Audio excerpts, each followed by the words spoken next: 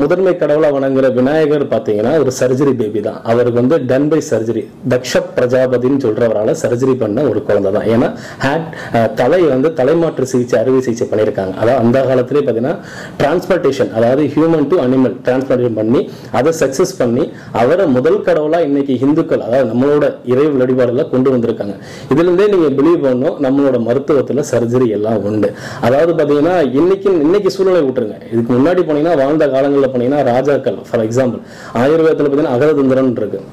அது என்னன்னு பார்த்தீங்கன்னா ஒரு எடுத்துக்காட்டு பார்த்தீங்கன்னா ஃபாரன்சிக் மெடிசன் சொல்லுவாங்க, ஃபாரன்சிக்ஸ் தட அறிவியல் சொல்லுவாங்க. இந்த தட அறிவியலுக்கு முதன்மை வகுத்தது இந்திய மருத்துவம் தான். இதுல இருந்து தான் எல்லாமே எவோக்காயி வெளியே கொண்டு போனாங்க. இப்போ எடுத்துக்காட்டு பார்த்தீங்கன்னா ஒரு ராஜாவுக்கு வர்ற ஒரு வீடு, அவர் அமைஞ்சிருக்க இடம், அவர் சாப்பிட்ற உணவு, அவர் பழகிற பழக்கங்கள் எல்லாத்தையுமே டயக்னோஸ் பண்ணி ஒரு வைத்தியம் கூட இருந்து எல்லாமே பண்ணணும். ஏன்னா அவருக்கு எந்த நேரத்தில் வேணாலும் எப்படி வேணாலும் எதிரிகிட்ட இருந்து ஆபத்து வரும். இதை காப்பாற்றுறதுக்கு, அவரை பாதுகாக்கிறதுக்கு வைத்தியர்கள் அந்த காலத்தில் நிறைய முறையை கையாண்டாங்க. அதுல ஒண்ணுதான் இந்த அகர தந்திரம் சொல்ற ஒரு படிப்பு. அதுல இருந்து இருக்கிற ஒரு விஷயம்.